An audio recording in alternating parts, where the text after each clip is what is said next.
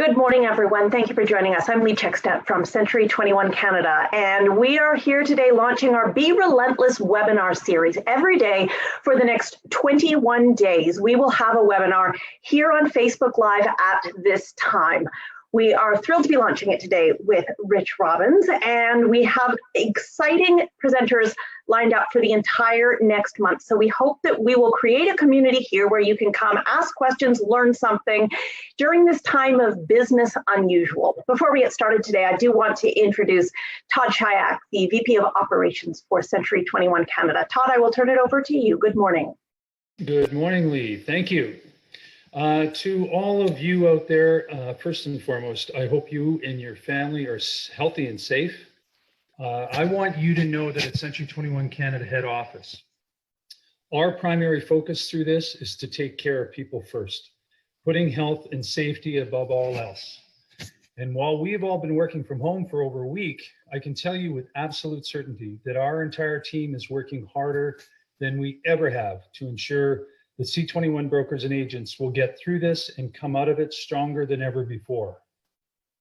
I believe that if we all focus on what we can be doing to help our families, neighbors, and communities get through this, and that if we remain positive and provide leadership in the face of COVID-19, that we will see the light at the end of the tunnel sooner than most. And remember, we are very lucky in the real estate industry. You are all small business owners. Other small businesses will never get back the revenue that they are losing through this, be it restaurants, travel, tourism, and so many others. But many of the real estate transactions that would have taken place this spring will simply be delayed until this is over. But they will happen. People will need to buy and others will need to sell, and we want you to be there for them and get more than your fair share of that market. This is a temporary period of pain. But that's all it is. It's temporary. And yes, these are challenging times, but that's why we need all C21ers to step up and be positive about where we will be when this is over and confidently offer help and leadership in your communities. Thank you all for being here. Now I have the distinct pleasure of introducing one of Canada's best trainers who knows more about leadership and what you need to be doing to succeed through this than almost anyone. Robbins, over to you, and welcome, and thank you for being here. Todd, thank you, my friend. Good to see you again. Great to see Lee. Hello, everybody. As some of you might know, maybe not all of you, I started my career with Century 21. So July 15th, 1985, Peterborough, Ontario is where I started. So very excited to be with you all today. So I put together this program, and really what it's about is staying positive and productive during COVID-19. Now, Todd already said this, but we have to be very sympathetic right now to everything that's going on. And the number one thing we've all got to do is make sure that we do everything we can to stay healthy. So what I'm going to do is I'm going to take you through this. And when we finished, I'm open to your questions. This presentation, I don't take lightly. In other words, I was sitting down and I was thinking to myself, you know, people are asking me to present, and what can I say that I truly think is the right thing to do? So when I say I don't take this lightly, this is not a sales pitch. This is not meant to be crazy motivational. I'm hoping maybe it will a little bit. This is just what I think right now is the absolute right thing for us as an industry to do. Some of you might agree. Some of you might disagree. I don't know.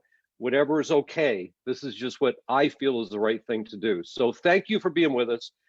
Feel free to type in your questions and I will get to your questions at the end. So first point is this. I put, we all need to be part of the solution, not the problem. Obviously, the number one responsibility that we all have right now is not to spread this virus. We all can see what's going on. And a lot of agents, our coaching members and many agents have been asking us, well, what should we be doing? Should we still be out there showing homes? And which is, you know, a really good question because people just don't know what they should be doing right now. Bear with me, I'm just adjusting my screen a little bit here. There we go. Okay. So people just don't know what to do. And everybody's confused. There's tremendous uncertainty about what we're going to do today.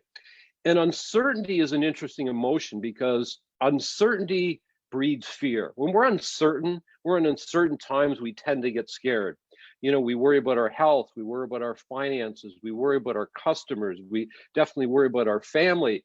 And all of this uncertainty causes us to get a little bit fearful, and we don't always know exactly what to do. So here is my opinion for what it's worth to you is number one, should homes be going on the market right now?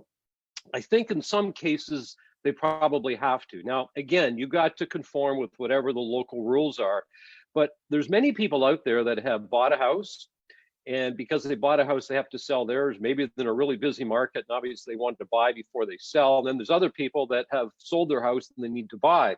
So I think you're going to find that there's circumstances right now where homes need to be going on the market or buyers need to be buying. However, I think what we got to do is we've got to adhere to very strict protocols. And what I mean by that is that we got to make sure that we're not putting anybody in harm's way if we're going to be listing a home for sale.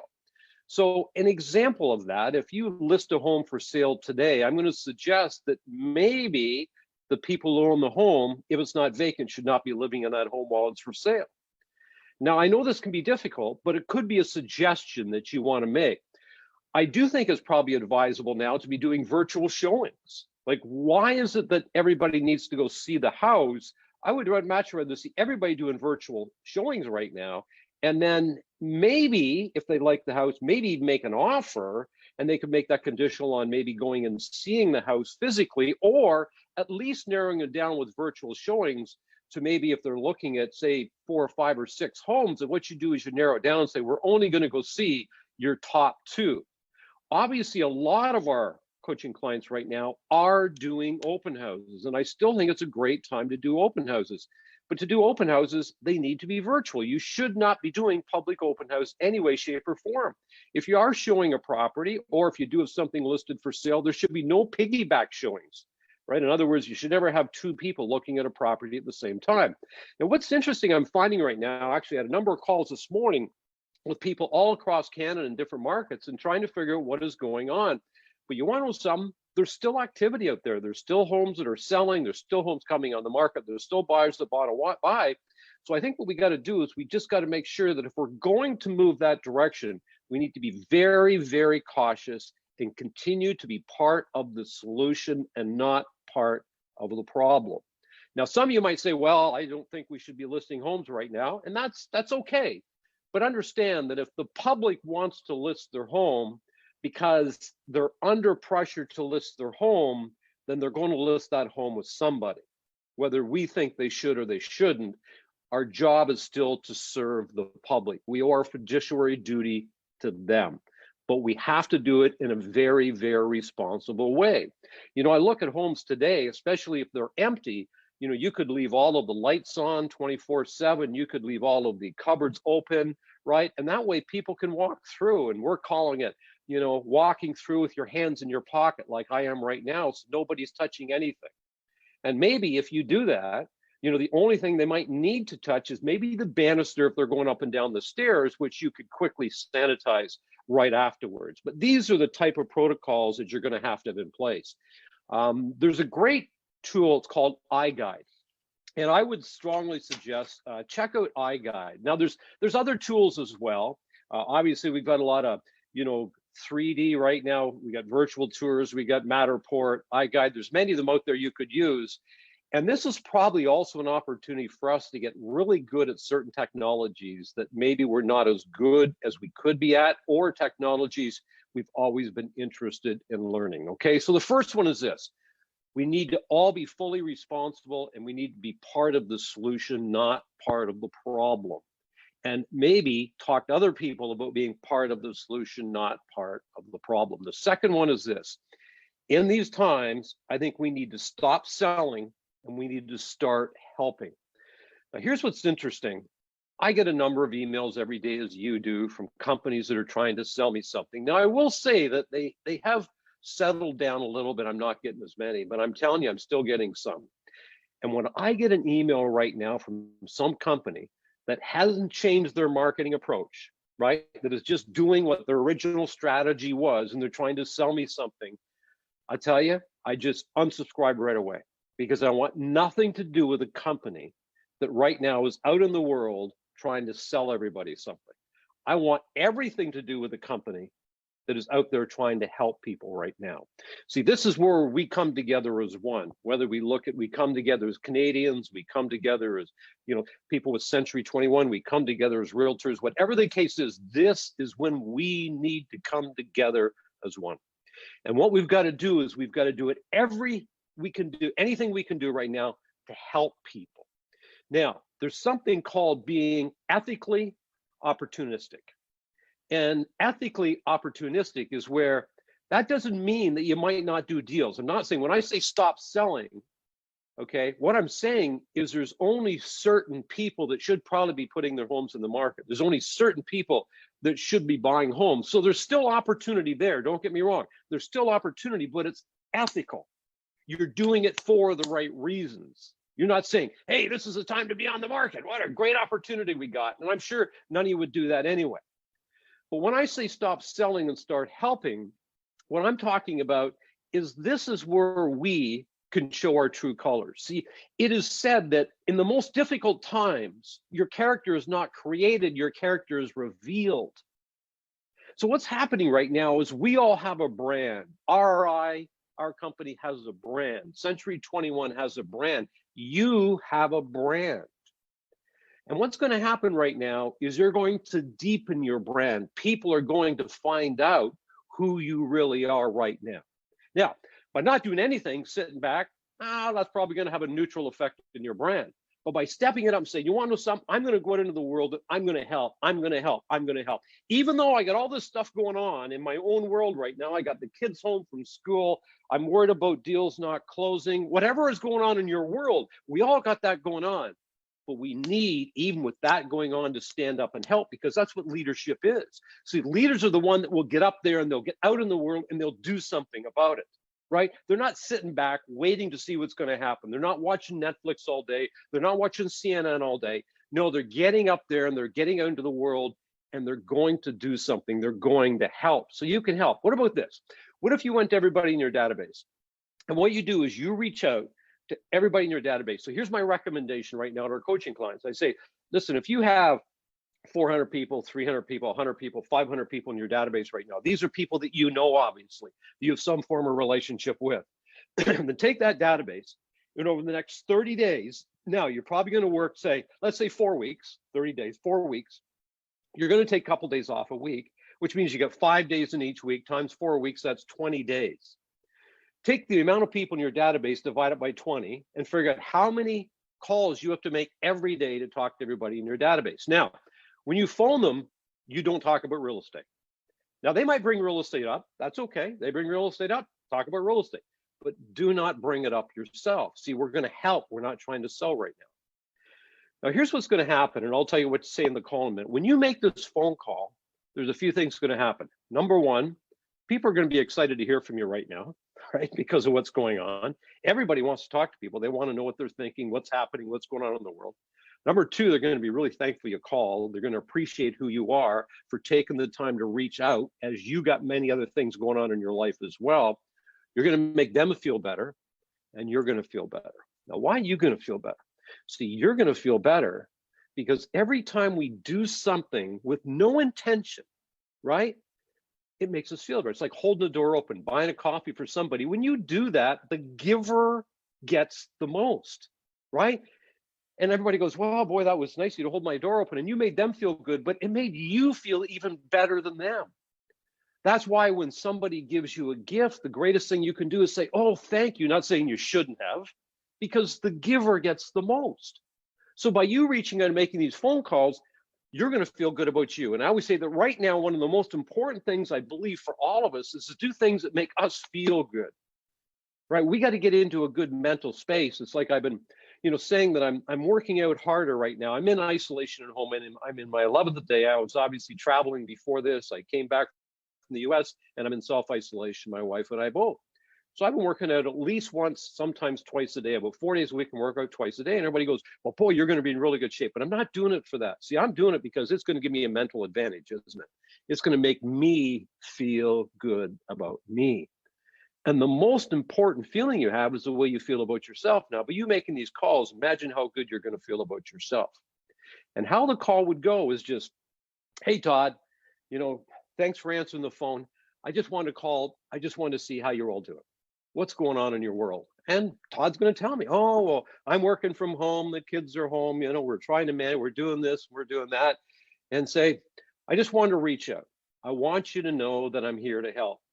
And one thing that I'm willing to do, if somebody out there, say there's an older person of it, maybe they need a prescription filled, or somebody's in self-isolation and they need something delivered, I'd be glad to deliver it and leave it outside their home, or I can get somebody to do that. Now, all I want to do is whatever I can do to help people in this particular situation. Well, Todd's going to go, man, that's amazing, Rich. Good, really good for you. Now, that conversation will probably last 3 to 5. Some people have told me we want for 45 minutes, right? They have this great conversation with people. Now, some of these people are going to bring up real estate, which is fine. They're going to say, well, what's going on in the market? Our house is closing. Are people still, you go, yeah. And you tell them what's going on, bring them up to date. But what you've done is you've deepened a relationship. You've cemented a relationship. And then when this is all over, it's going to be in a whole different place, isn't it? That relationship, I'll tell you, every time you phone them from that day forward, that relationship is going to be different. Now, I want to give you a few examples of people that have been doing this. So there's Nathan Dart. He's down in Maryland, down in the US. Well, in 2008, when the financial market took the hit, 2008 and 2009, Nathan almost went out of business. And the reason he almost went out of business, and this is like a $2 million a year producer, is because what Nathan did wrong is he stopped reaching out. See, he got inside of himself, right? He was so worried about his own problems, he was stuck inside of himself. He was fearful. And I said, what we got to do is we got to get outside of ourselves. See, we got to open up. We got to go out into the world and we got to try to help. So Nathan said to me when I was talking to him one day, he's one of our great clients, he said, I'm not going to make the same mistake in 2020 that I made in 2008. And he just did a video this morning that he sent to all of our members, and he had made 37 phone calls in one day, and he's committed to doing 15 every single day. And he said, the first 2 or 3 were tough, but he said after that, it was amazing. He goes, my wife had to come and get me from my home office for dinner because I got into it so much. I was having so much fun talking to all these people. So there's one example. We got another great client, Adil Ismail. He's actually with Century 21 in Scarborough. And anyway, Adil, is doing the same thing. He sent me this email. He's been a client for like 18 or 19 years. And he sent me this beautiful email. And he said, Rich, he said, I just want to bring you up to speed what I'm doing. I said, what's that? He goes, I'm talking to 10 people every day. Every day. He said, if I talk to 10 people every day, he says, when I finish that, I feel like I've done what I could do that day. And then he looks after everything else. And he said this one lady mentioned that she was out shopping. He was talking to her and she couldn't find chicken. He said, I went to 2 stores and I couldn't find any chicken. So what did Adil do? Didn't mention to her, but what did he do? He delivered the unexpected. He went out and found some chicken, put it on her doorstep, sent her a text. Cool things that we all can do right now. See, that's not selling, it's helping. And then John Ripko, he's in Calgary. And John's a great guy.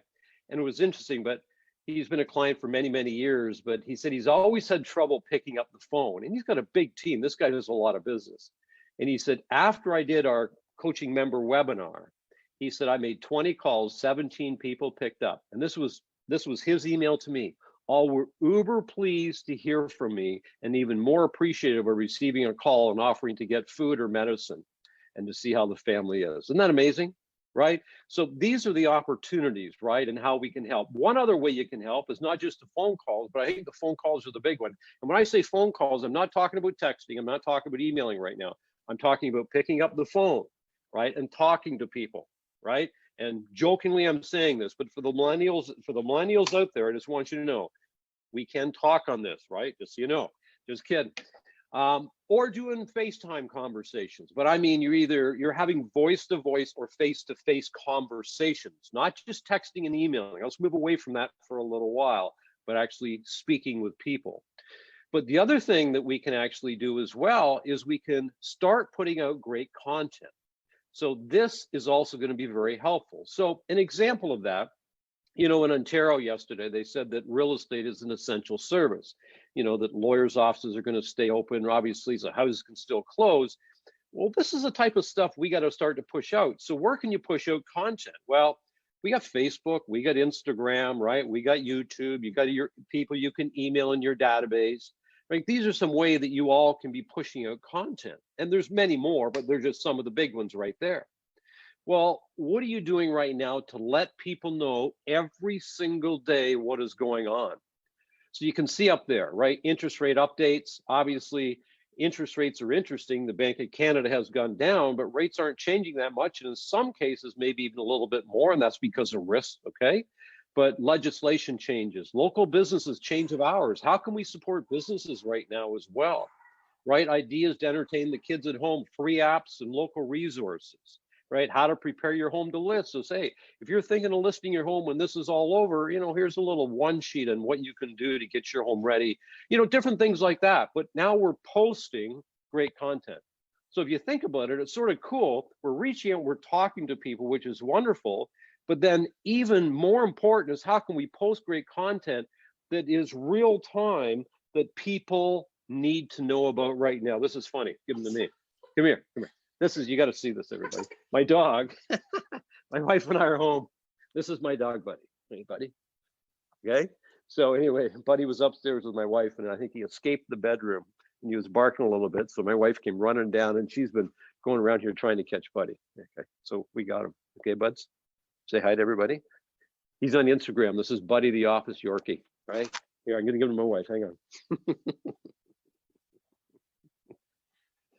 You can tell this is, you know, real at home, right? Anyway, all good. So post great content, because when you start posting great content, people are going to read your content. They're going to be appreciative of your content. So number one is we want to be a part of the solution, not the problem. Number two is what we want to do is stop thinking about selling and start thinking about helping. And I promise you, it's going to pay massive dividends in the future if you have the courage to do that, even with everything that you have going on. And then the third one is this: we need to be strengthening our mindset. Now, the thing is, there's so many ways to strengthen your mindset. You know, we can go on and on. You could be reading, you know, good books. You could be listening to great podcasts. You know, the number one way I think, and again, this is all just my opinion, to strengthen your mindset is you got to get outside of yourself. Get outside of yourself. So we got to focus on helping other people. And fear is a really interesting thing. You know, uncertainty breeds fear. However, fear is 100% self-centered, right? Fear is about self-preservation. Like when I'm afraid for me. Now you might say, well, no, I'm afraid that, you know, one of my family is going to get sick. I say, no, you're afraid of the way you'll feel if they get sick. I'm not saying you don't care about them, but fear is self-centered. Now, you know, a thousand years ago, fear was a good thing because, you know, if a bear starts to chase you, you get scared and you run. You know, if you're walking across the road and a car's coming at you fast, you get a little bit scared, you run. So it's about protecting yourself. But we live in a world today that overall is much safer than it was, you know, if we go back decades. So the problem with fear is that fear is about you. It's about me. When I'm fearful, it's about me. And when I get fearful, what I do is I shut down. So when we get fearful, people stop. You know, they stop spending money. I better not spend any money, because if I spend any money, I might not have enough, right? We start hoarding toilet paper, right? That's a great solution. Let's hoard toilet paper. This is what starts to happen when people get fearful. It's all about self-preservation. They're hoarding. They don't care that there's maybe not enough toilet paper to go around, as long as I got enough. You see, that's being inside. That's like inside, not getting outside of yourself. So how do we get outside of ourselves? We start reaching out to people. We start posting great content. We get creative in the stuff that we can put out into the world. So that is the number one way to strengthen your mindset. Remember, be a part of the solution, not a part of the problem. You know, reach out, start talking to people. You know, be sensitive. Try to feel, be empathetic to what's going on. This will all help you get outside of yourself. Instead of just thinking about you, okay, start thinking about the world. That's why leaders are, when I look at leaders, they're amazing, because they have to spend all of their time or most outside of themselves, right? not inside. So that's number one. Number two is embrace routine. At a time like this, I think that routine is more important than ever before. Now, my wife and I, we have been in self-isolation for, this is our 11th day. We've got a grandson that's 8 months old, haven't seen him in weeks, can't wait to see him. But what do we do to keep ourselves sane when we're sitting in the house here for, 14 days up to this Friday? So here's a few things that we have done that have really worked for us. First thing is my wife created a meal plan. So that is an actual meal plan. And, get up in the morning and we have our protein shake or oatmeal in the morning. But then at 12 o'clock, right, we stop and then that's what we have for lunch every day. And then you can see what we have for dinner every day. So a complete meal plan. Now, what happens when we have that type of routine? It gives me what? It gives me certainty, doesn't it? And see, I need some certainty in a world that's uncertain. Control the controllables. There's many things in the world we can't control, but we can control certain things. Well, guess what? Our meal plan is one where we sit down together and we have a little, lunch or dinner together every single day. The second is we created a schedule. And this is a rough schedule. It's not always the same, but again, we created the schedule. And by the way, if you have kids, create a schedule with your kids. So it sort of shows, you can see in there that, we get up, we R&R time, that's called review and reflection, meditate, that sort of thing. And I've been meditating every day, which, has been a great discipline for me. I was very inconsistent before, but I thought right now for every discipline in my life, I think there's going to be multiple rewards, as Jim Rohn used to say. I've been working out once or twice a day, then you can see focus. That's when, we get right at it and I focus on the hardest work that I have to do that day. Lunch, we go for a walk outside, back in if we decide to do a second workout, work, you just see a schedule, but at least we've got an idea what we're both up to, what our schedules look like every day. So create some routine. And then the third thing I'm going to suggest to you this is to strengthen your mindset. There was many times, probably in the last years, where you have said, I need to create a listing presentation, but I don't have time, right? I need to create a marketing campaign, but I don't have time. So right now, there's a lot of things that you didn't have time to do that right now you probably have time to do. So imagine this. All of a sudden you create a project list. Maybe it's project list is cleaning up a room in your house. It doesn't have to be big, whatever works for you. And don't make it too hard, right? Right now, you don't want to make your life too hard. But say, okay, here's a few things I'm going to get done over the next month, next 2 months. And maybe you say, okay, the next week, I'm going to redo my listing presentation. Or maybe you're going to take 2 weeks to do that. It's totally up to you. As I said, don't make it too hard. But all of the things that you haven't had time to do, I bet you now have time to do. So I think seriously about, what could I get done? So imagine that if now what you do is, you say, okay, my mindset is always, I'm going to be a part of the solution, not the problem. Second is what I'm going to do, I'm going to stop selling. And that doesn't mean you're not selling. It doesn't mean you're not making money. That's not what I'm saying. But I'm going to stop focusing on selling and I'm going to start focusing on helping, right? You can reach out to people on the phone, get a hold of people. You start creating really, really great content. It's another really good idea. And then you say, what do I need to do to look after this? Well, guess what I'm going to do, right? I'm going to create a lot of routine in my life. I'm going to make sure that, I know what I'm doing, when I'm doing it. Every morning when I wake up, I'm going to create a schedule. I'm going to look at all the projects that I have and say, what can I get done right now that maybe I've been putting off?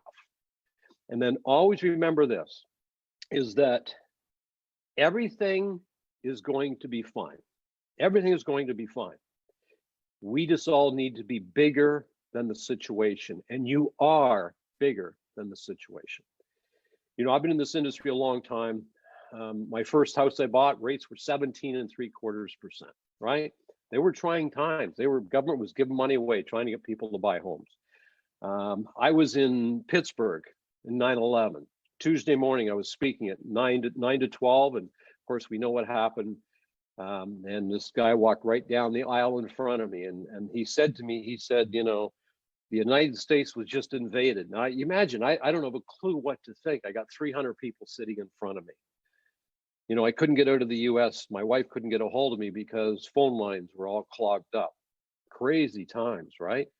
But everybody said, we're not going to get on a plane. And guess what? Everybody got back on planes. So the same thing, we had the 2008 financial crisis, and we can go on and on. We had SARS.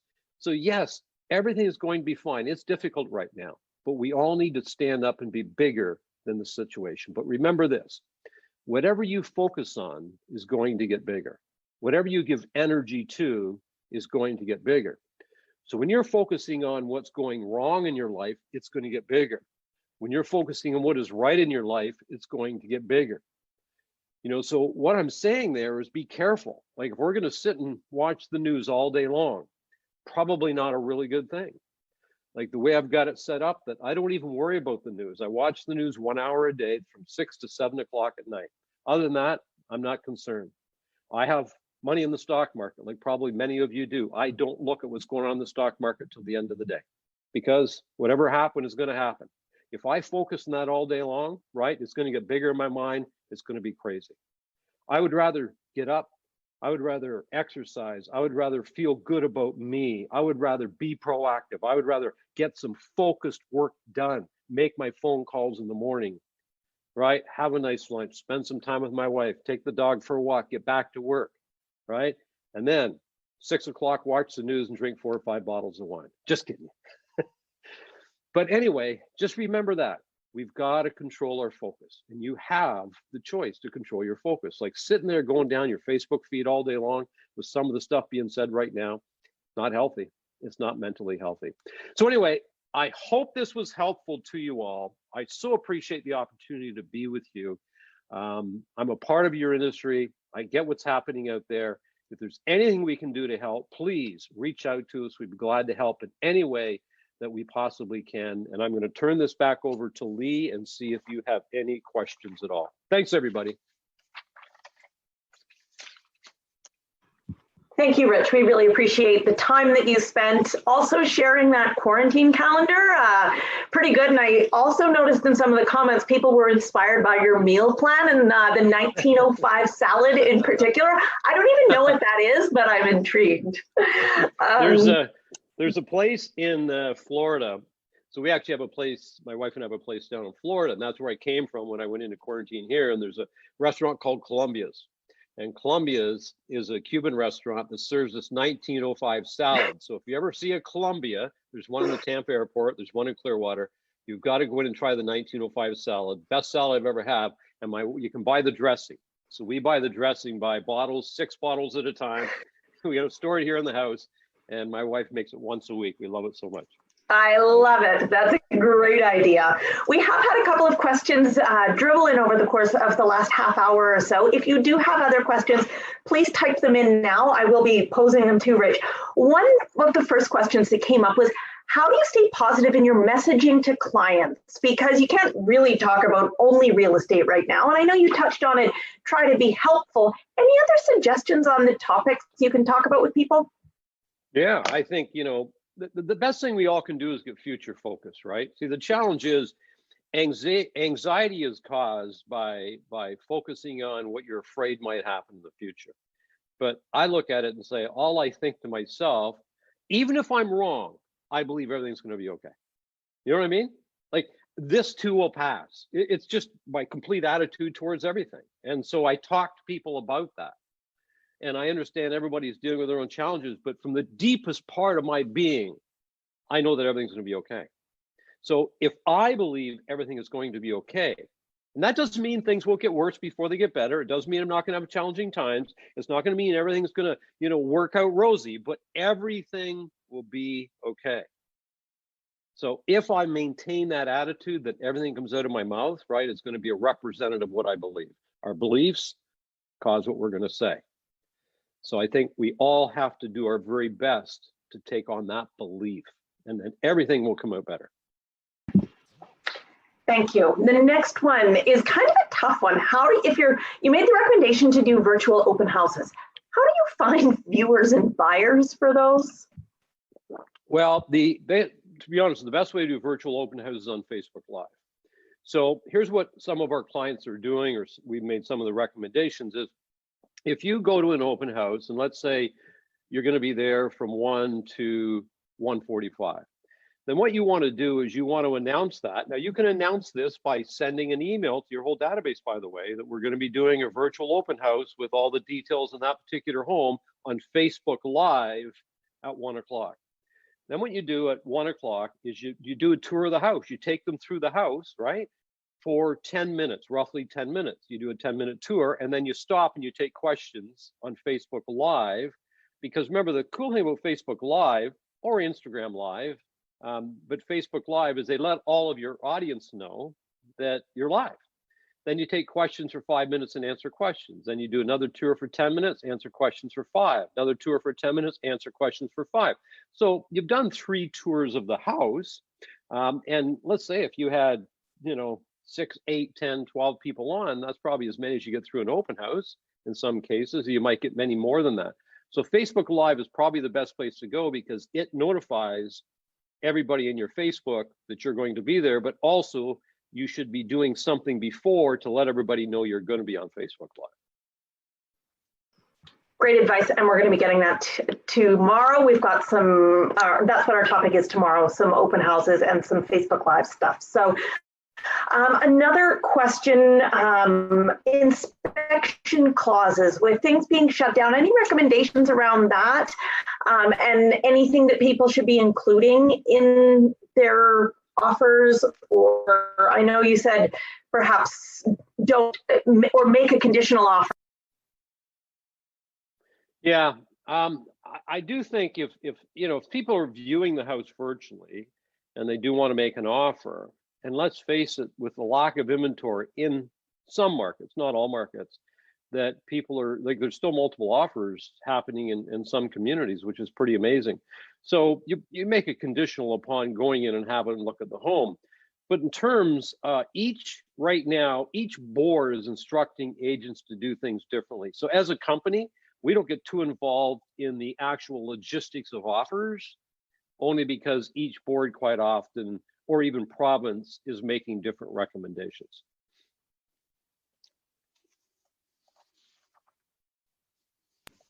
That makes sense. Thank you. We'll again point people to their local boards for those best recommendations. I think that's it. We have had Alex chime in with the 1905 salad recipe and a link to their website for the recipe. So Richard, thank you very much for your time this morning. We really, really appreciate it. And hopefully we will be seeing you again. People can also review this on Facebook Live again. So tomorrow we have our Tracy Anderson from Century 21 Canada, who's going to be talking about these virtual open houses. If your eyes sort of glazed over when you heard about these and you thought, I don't even know how to do it, that's what Tracy's going to be talking about. We have created some documents step by step, walking you through everything you need to do to have a successful virtual open house, and how to do a Facebook Live if you've never done one before, how to practice doing it privately before you make it public. So if this is something you need to start doing, tune in tomorrow. On Thursday, we are talking about the 3 things you need to be doing with video in your business right now. And then Friday's topic will be nurturing leads in conditions like this. So thank you, Rich, once again for kicking us off for this week. We hope to see you all back here tomorrow, same time, same Facebook Live channel. Have a great rest of your day, everyone. Bye-bye. Thank you, Lee.